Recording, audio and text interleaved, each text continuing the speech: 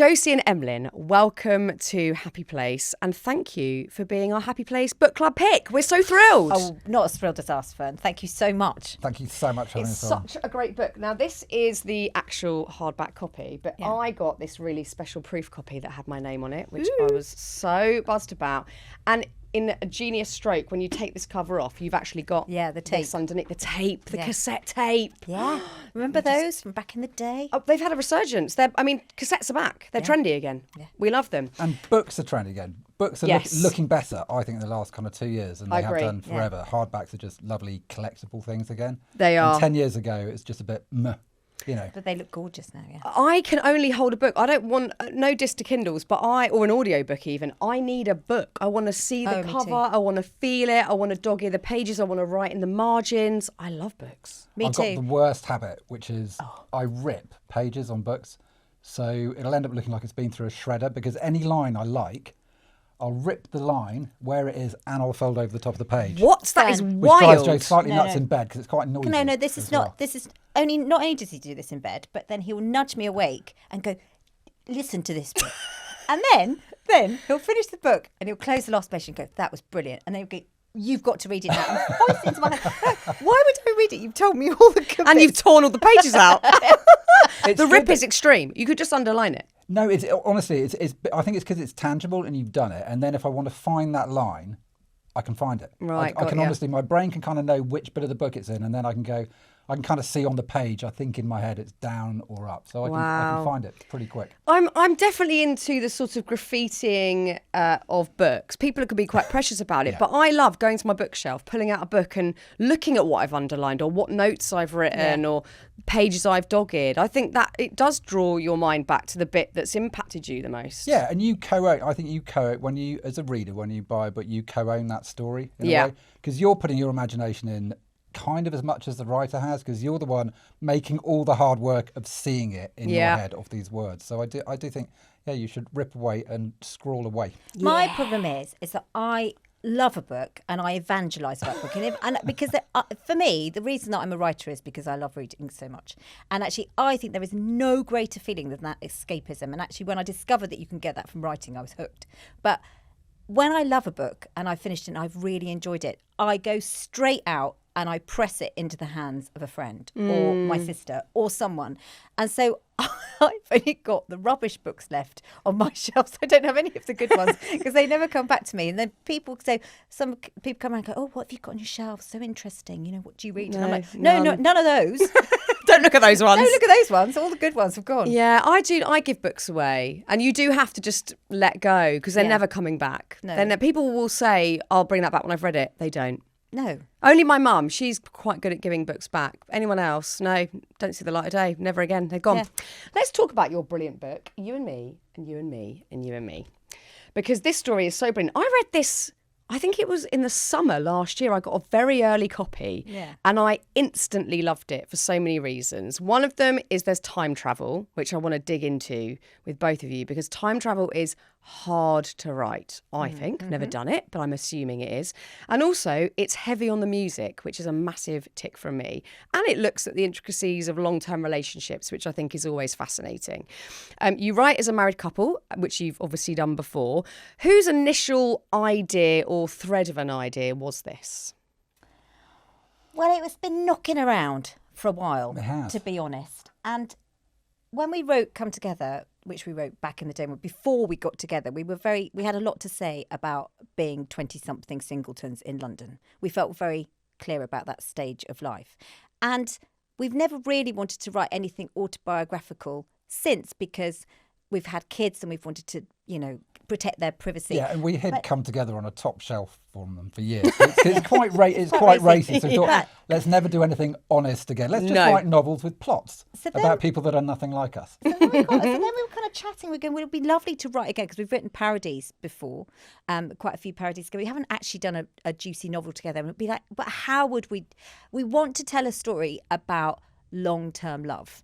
Because so many rom-coms, end at the bended knee or, somebody running across town going, oh, you're the one. But actually the fun stuff happens after that. So we wanted to talk about long-term love, but we didn't want to do a straight narrative. So there were a lot of conversations about how we would do it. And a lot of our chats over the last 2-3 years, I think, and a lot of our chats with friends have been about those kind of what ifs. You reach that stage when your kids are growing up, they're about to leave home. It's a really there's very few recognisable stages of life, and this is one.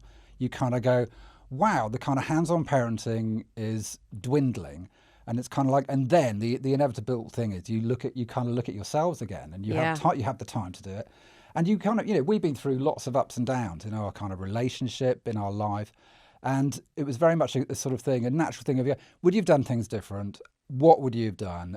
Do you think you could be happier or not? And once those conversations were sort of coming along, it's kind of funneled into this thing of, hey, we might have something to say again. Yeah. I mean, that's an interesting question to ask yourself and your partner is certainly if you've been married for a long time, had kids, been together over the course of decades, what might you have done differently? Do you have regrets? And to be able to have a conversation that isn't loaded or full of defensiveness, that is full of curiosity as to what if? What did you stumble upon or what did you learn about each other in having those chats? Well, we wanted to make it as authentic as possible. And so we had to really drill down and be very honest with each other and go, well, what if, what would you do differently? To be honest, Fearne, it was free marriage counselling. Yeah, I bet. I mean, it really was, because we really had to drill down, didn't we? And we decided that everything was going to be on the table, for our characters. So everything from their sexual relationship to, their regrets about stuff that they hadn't, paths that they hadn't taken. So we kind of looked other things, at that how love changes over the years, what it kind of means, what parenting is, and all this kind of stuff. So we were kind of sort of aiming at that, weren't we? And just wanted to make it feel real, but we also, the most fun we'd ever had before this was writing Come Together, because we didn't know each other. We were showing off to each other. We were writing these alternate chapters, his, hers chapters. And there's definitely a part of me over the years that has craved that intimacy that we had in that sort of first year we met each other. And we've written parodies, but they're the kind of things you can write down the pub in 20 minutes. Yeah. And so there is that insane brain melt that you get together, which is really exciting. But I've definitely, somebody over the years have felt more and more, I want to get that back. And I love Jo to bits, but that is something really special that I did feel we'd lost. So it was a kind of really exciting way to do that. And still wanting to impress each other? To make her laugh. That was my riff with this, was very much to make her cry and make her laugh, and that excitement of handing over a chapter to somebody, and the joy of the writer, as you will know yourself, of the hell of not having feedback and suddenly, oh my god, I get instant feedback. Yes, what a joy. Yes. It was honestly like discovering old magic when we started writing. We had so much fun writing this book. It was a dream. And we gave the first chapters to our agents and they said, we love the idea, but you're going to have to write the whole thing. We were like, oh, okay.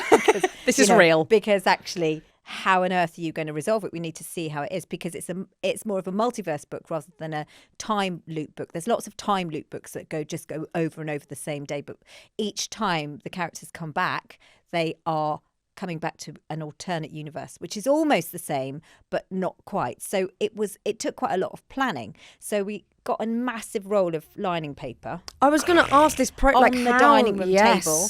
And we planned it out, and then we divided it up into chapters. But of course, because we're writing alternate chapters and the reader is getting a different point of view each time and know much more than either of the characters know at any one time, that's where the comedy comes. So, and it's a gift that keeps on giving. So then we had the opportunity to kind of really surprise each other with each other's chapters, which was really fun. So fun. I mean, we're yet to talk about the mechanism for this time travel or this multi-dimensional situation, which is mixtapes. Where did that come from? It's a great idea. Well, it's mixtapes now, but originally I had a much worse idea, which is I wanted to... There used to be these old adverts on TV for Zanussi, which was the appliance of science. And in my head, I'm not very good with scale, basically. And in my head, I thought, wow, a time, time is circular. A washing machine goes round and round, and it's like a rewind or a fast forward. What if they've got an old washing machine in the garden shed that they climb into, and it switches on and it takes them back in time? At which point Jo pointed out this isn't a very practical thing. I'm not writing my character going into a washing machine, darling. No, right. That's not a good idea. That was a flat no. That's a no. But it was a bit like a search for a device because the story, we knew the story, that the fun bit, we wanted a fun device to tell a long-term relationship. So that was going to be time travel. We thought this is a great way for them to go back and, to get to revisit parts of their relationship. But we're fans of loads of things, so there's Richard Curtis's About Time, where he just goes into a cupboard and it's really nicely done. Yeah, He just I love it. walks into a wardrobe, comes out, and then there's what's the Christopher Reeve book? Somewhere in Time. Somewhere in Time, where he looks at a photograph, photograph, puts on 1920s music and sort of goes back. So initially we thought we're going to get hold of dug out all our old Sony sort of digi-tapes from the kind of noughties when the kids were little. We're looking at these, which is another story. It's actually lovely, but weirdly depressing as well. But we sort of thought we're not going to do that. And then we started writing without the device. We started writing the characters. Oh, right. And so the device ended up really coming from them because It was they are a bit obvious. autobiographical. We're a family. We've got 4 record players at home. Joe basically, when we've been together about 6 months, Joe bought me a Wurlitzer. That's A how- broken Wurlitzer, That's which how I has bagged and tagged him, worked to be for a month It of our worked. relationship. And so we're a house full of music. So Yeah. Adam and Jules, as we were writing these first chapters, wondering how we're going to get them to go back, the pages were full of music. The pages, Yeah. he's a hoarder, and so suddenly it's like it's got to be music, and then mixtapes. But we made, we had iPods and we made playlists for each other, and we had all of our memories are tied up with music. Yeah, of course. And so it was so obvious. And the more we went into it and we created a playlist on Spotify to go with the book, the more we were like, oh, well, that's an obvious choice. And that one. And so we used a lot of our own music, but also music that is about time travel and is about kind of regrets. And so there was so much to choose from. But we would be in bed at night and I would go, oh my God, we haven't done Talking Heads. That's got to go on. Yeah, And then we named the chapters after the songs. So it's the just been. best. And then again, music gives you that nostalgia, doesn't it? It is time nothing travel. else. It is time travel. I can listen to us like when I do my radio show, which is all 90s. There's some songs where I'm literally in my teenage bedroom, Yeah. and I can smell things, and I'm like Yeah. feeling the feelings, and it's like, oh my God, what is this? Yeah. It does it for you. So Yeah. it's just such a clever mechanism Yeah. to get the characters. It's back amazing there. because it fulfills it. If you're yearning for that feeling, Yeah. of a kind of better time, you turn to music. That's what we do. And Adam in the book, they have a spectacular row, Adam and Jules, and it's one of these things where it's a marriage breaking row, and he ends up in the shed on his own, and he's there, and there's an old Sony machine, and he finds an old mixtape that Jules has told him to throw out, and he's been furious about this. It's like throwing us out, throwing our mixtapes out.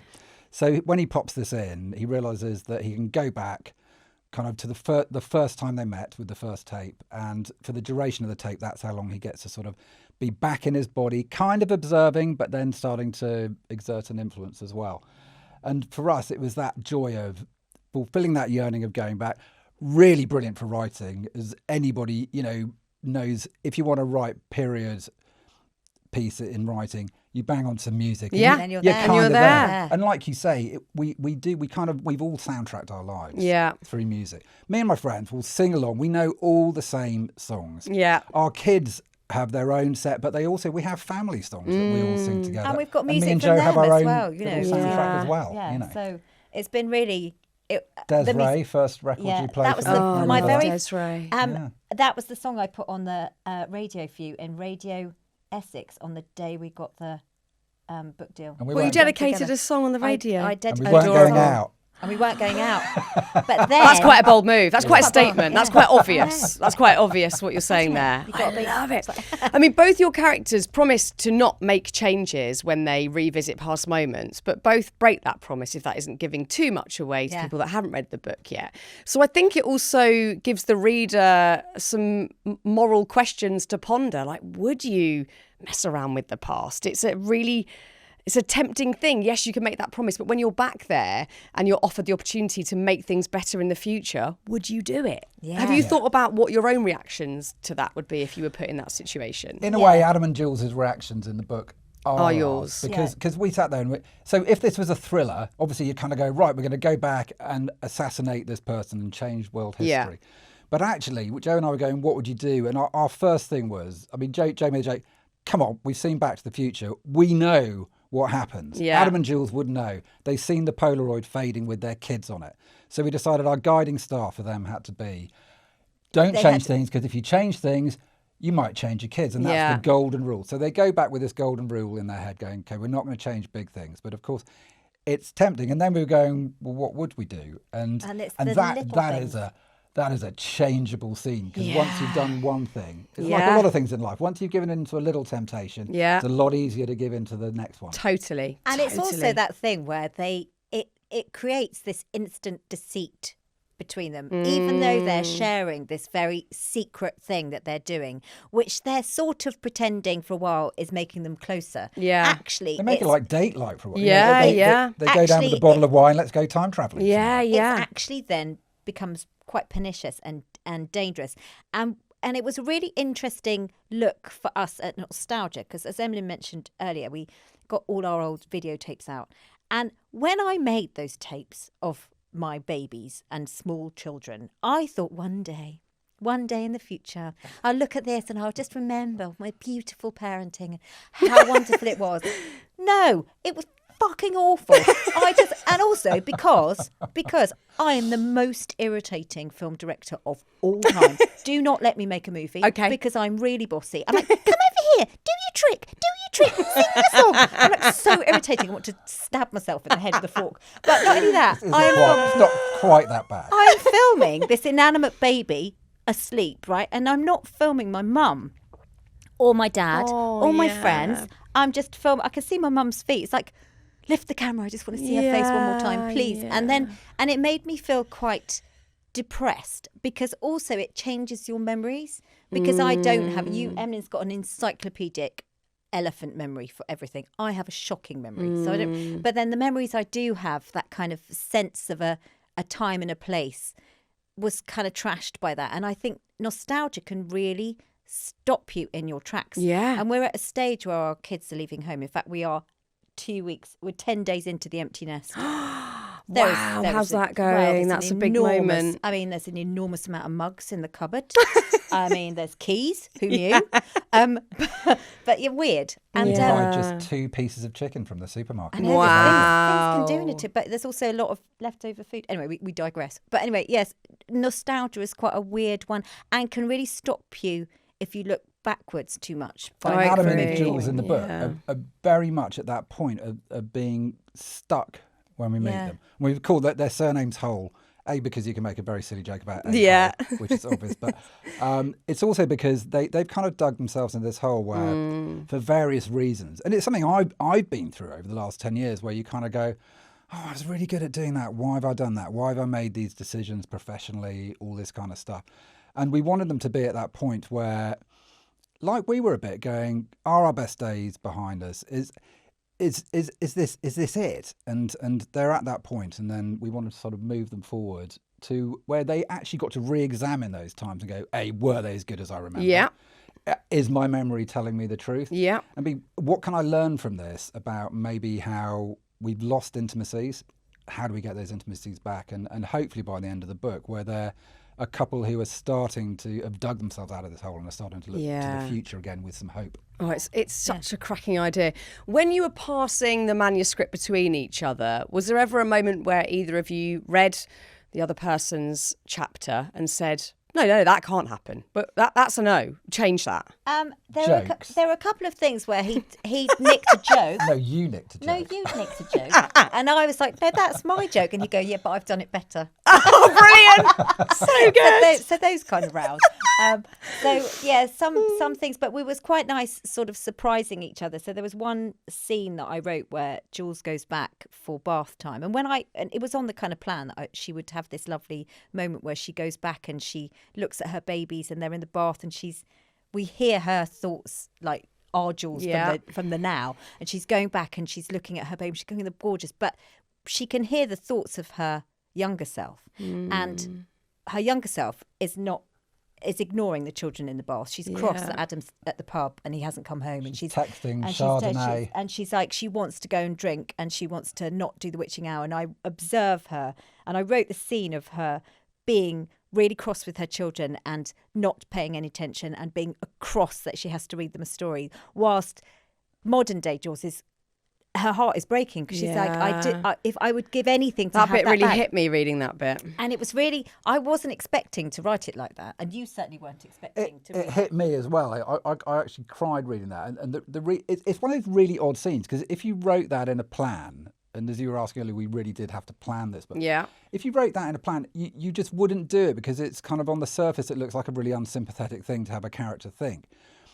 And the reason I found it too, because it's kind of like it's raw. It's really, and we did want the book to be honest, but that bit was almost too raw for me to read because it's kind of like, no, do you know what? That is what young parenting is like. It's fucking hard. It's brutal. You're learning as you go. Brutal. You're knackered. There's all this stuff going on, and there are inequalities, and and rage that comes with it. So so there were bits that because I had shocked. my son turned 13 a couple of weeks ago, so naturally I was like looking at all of these toddler videos and baby videos on my laptop, and like, oh, I can't remember him like that, and oh my god, look at him, and he's so adorable. And then I had to check myself and go, yeah, but he was also like running off the bed and ended up in A&E because he was being a lunatic, or was refusing to get in the bath to the point where I would cry because I didn't know what I meant to do when the kid just won't get in the bath. Like all the stuff that you forget because you're just looking at the cute little videos that you've got there. So of course you can be cross at yourself retrospectively, like, oh, I should have just been a bit more relaxed or whatever. But you're exhausted, you're overwhelmed at that point when you've got young kids. You're maybe trying to work, like I was at the time, and you do have to check yourself when you look back. But then equally, you do underappreciate it in the moment because you're consumed with the task at hand, which is practically exhausting. So life, life. But also that's sort of like, that's the real kind of lesson of it, and it was a real lesson of her that Jules learns in the book, is that it doesn't have to be perfect. No, and actually, it can't be. It can't be. And the fact that it's not perfect is what makes it good. Yeah, And I think that it was a really liberating thing to write, certainly for us, and to really discuss. Is happiness is learning to love what you already have. Yeah, and when you really think about that just makes you kind of go, oh yeah. Actually, it's fine. Yeah. I don't have to be perfect. No. It's fine. But also I'm fine as I am. Yes. It's great. God, yes, absolutely. It's absolutely fine. And I think in this day and age where everybody looks at Instagram and thinks everybody else is having a perfect life, there isn't a perfect life. It's just rubbish. Load of old crap. Which is why we love The Happy Place, because you are keeping it real for us. We really do try. We really do try. Was it hard to switch off from this idea? Because when you know you've got a good idea, there's no better feeling. As creative people, when you're like, oh God, this is so exciting. It's all consuming anyway. But when you're writing as a duo and you live together and you're married and you're with each other most of the time, can you ever just talk about other things or switch off from it in the moment when you're writing it? I think not with this. No, it was all consuming. We gave ourselves a really nice gift at the beginning, which was we said, right, we're just going to use our voices in this. And the characters aren't us, but there are definitely elements of us in there. There are definitely elements of our life. It's set in Brighton. The pubs and the cafes and everything in there, you walk out of our door, they're kind of there. So because we were using our authentic voices, if we were having a chat in the pub and Joe had said something about what it used to be like parenting, I'm going to nick that. I am going to put that in the book. So we were doing that awful thing. And if anybody's married to a writer or any kind of creative, they will know it's hideous. If they've got a notepad by the bed, they're waking up in the middle of the night. It's just this awful. There's two of us doing it now. Yeah. And then I'm thinking, well, what's she writing down as well? Is it going to be the same chat that we had earlier? Yeah. So trying to get in there first. It did become it became immersive. It did. Yeah. It did become immersive, but it was not without its problems, because we realised that we have very different styles. So I am really fast, mainly because my mum, bless her, made me go on a touch typing course when I was 17. Amazing. Which was possibly the best thing she ever did. I wanted to go to Paris with my boyfriend. I was furious, sullen, horrible to her about the whole thing, but I learnt to touch type at the speed I can think accurately. Love. Right? So I'm very fast, but I'm a fast thinker anyway, and I will just write really, really fast. Is this leading to Emlyn is slow? Emlyn is really slow. Okay. So I will finish my chapter and I'll hand it over and I'll be like, right, come on, I want the feedback now. No, have you read She's it? like a puppy. Yeah, I'm you, Josie. I'm the same. I'm like, and then he takes ages with his chapter. I'm like, yeah, and you don't want to lose the creative flow. You want the book back so you can start your bit again. Yeah. So how did you? It is a nightmare. I think Joe can write kind of a 4,000 word chapter well in 4 days, and it will take me kind of 2.5 weeks to still not be happy with it. and so Joe had a lot of kind of sort of standing around time while I'm, creating my masterpiece upstairs. To be fair though, I managed to fill my time. I'm sure. There's never been more sea swimming done. Yeah. Oh, heaven. Yeah. And do you think you learned anything new about each other during the process of this? As you say, it's not you, but there's intimate parts of your brain that you want to put forth with these characters and things you want to explore with the time travel element. Did you go, I didn't think you thought like that? Or... Yeah, I think for me, I mean, Joe and I have been on very different kind of writing journeys since we first got together. So Joe's writing journey has been one of writing a book regularly and getting paid. That's how I would describe Joe's writing journey. Mine is writing lots of books and occasionally getting paid. Right. So for me, I've had sort of guilt over the years over. I mean, I famously spent 3 years writing a book that didn't shift. So for me, I've had a thing where I wasted those 3 years. What was I thinking? And so almost looking back over time and going, of these 25 years, I've wasted 7 of these years because I was pursuing projects that didn't come. But you really feel like that? Yeah, I genuinely did. That didn't come to fruition. And one of the nicest things about this book is kind of Adam sort of looks back at different aspects of his life. Of that's been a waste of time. I should have done this instead. And what I've realised is that all those things that you're doing that you think don't lead anywhere. One, you're enjoying doing them. Yes. That's a great thing in itself. It doesn't kind of matter where they go. Yes. But B, they do all add together into this kind of mush that leads you to where you are now. Yes. So, for example, even writing this book with Joe, I can say was only made possible due to all the crap books I wrote. Yeah. I agree. That's why I think you should never have regret about any of it or feel like anything's a waste of time, because it's not. No. Yeah. I don't think it ever is. And so I think that made it I think that it really, for me as well, was about kind of like looking at the past and at a stage where I've been feeling very anxious and worried about my kids leaving home and was I a good enough mother? Was all of that is just gone because I kind of managed to process it out through writing about it. And I do That's feel so cool. And I do feel that because we've been on this adventure together, doing a book together, which has just been so much fun.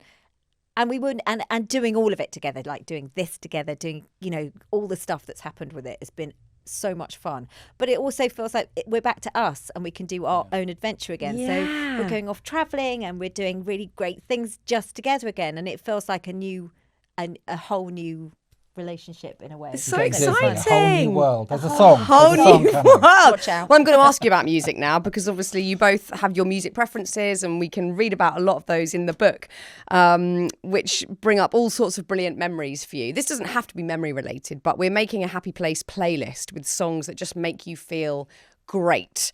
Would you pick a song that you've written about in the book, or would it be something completely different and you can have a song each?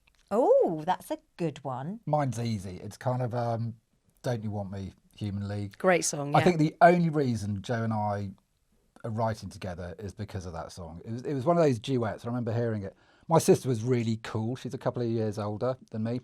And she was this really cool kid in the 80s. And so I used to nick all her sort of now, tapes and all this kind of stuff. And I remember her prancing around, and Phil Oakey, I thought, was the business. I remember the dance routines that my sister was doing. You could just copy what was on top of the pops. Yeah. But for me, that was the original duet. It's this thing of two voices. It's also got a killer bass line. And I remember when Joe and I first decided to write Come Together, when we were kind of 27, that was the touchstone we were talking about. It's a romance with a boy talking and a girl replying. Yeah. And it's the friction and the sparks between it. So for me, that's it. Great song. That's a really good one. I think Grooves in the Heart. Yeah. Just because it's that we had to include that bass line in the book. Yeah, so good. And every time I hear that riff, I am like Happy. I am up, Buzzing. I am up. Bring me my platform boots. Yes. I am off to the dance Get floor. me a gin and tonic. Let's go. Yeah. So there's so many songs that we really loved and we really included in the book that were just magic to us and magic to the characters. But yeah, I think They're two very happy songs. Yeah. I love them. And where are your happy places? Or it might be a joint place. we have quite a few. One of our happiest places is Brighton Beach, Yeah. where it's just down the road from us, and I see swimming all the time. We walk the dog there all the time, so that's really special to us. But we also have a house in Mallorca, and which we call dreamy. camping with bricks. And Yeah, there is house is a generous word. it's very, very shabby. Has it got a roof? It's just It's got a leaky roof. Okay, great. It's got a leaky roof. Okay. But it's sort of in this really wild, magical garden, and up in the mountains, and yeah. there's a bench outside the back door, which I sit on in the morning and just watch the garden come to life, and and the smell of the eucalyptus and the lemon trees and the olive trees, and the hot ground, and it feels like all of the pieces of me coming to land there. I remember the loveliest thing I've ever seen with Joe. Joe was ill a few years ago, and we went out there on a holiday afterwards after she'd had some treatment, and just sitting there, and it's like watching an explosion sort of coming back together. It was really nice. It was just like this. It was like, wow. And then the kids are kind of, pressing about and falling over. And it's like, we're good. We're good. The show goes on. It's somewhere with no technology. The circus mistress is back. Yeah, love But it's it. somewhere with no technology, no screens. It's very nature. We sit and we watch the sunset there, and it's somewhere really special to us. So blissful. I love that. I love being somewhere that's just completely natural and back to nature. Yeah, I mean, and- I'm quite and a townie hot. and hot. And hot. I mean, I'm not great at the countryside. You like the countryside. We always have this. The kids were leaving home, and we go. So I've done some research. I found this island in Scotland that we can go to. Oh God, that where we is can- remote. Where we can just go, and there's no technology. It's remote. And Roxy, our middle one, took us aside. and went, Is he trying to kill you? That's what's happening. And I'm like, I'm like, okay, yeah, no, I could do it maybe for a month, maybe, but I'd miss everybody, so I don't know. Yeah, I'm not sure about total isolation. I think I'll probably embrace it whilst I was there. I think Brighton's a very good middle ground. You've got the expanse Yeah. of the sea, so you can escape all the craziness, and you've got a buzzing, vibrant, arty, creative town Yeah. behind you. It's fantastic. I love it. Well, look, I'm so happy that your book is our Happy Place Book Club pick. I know that our readers and our listeners are going to just dive into this story, have pure escapism, but also learn a lot about themselves, maybe about their relationship if they're in one. I just know that it's going to be so enjoyed, and I got so much from it. So thank you for writing it, and thank you so much for being on Happy Place. Oh, Thank you so Fearne. much. Thank you. Yay! was That brilliant. easy. That was lovely. Dreamy.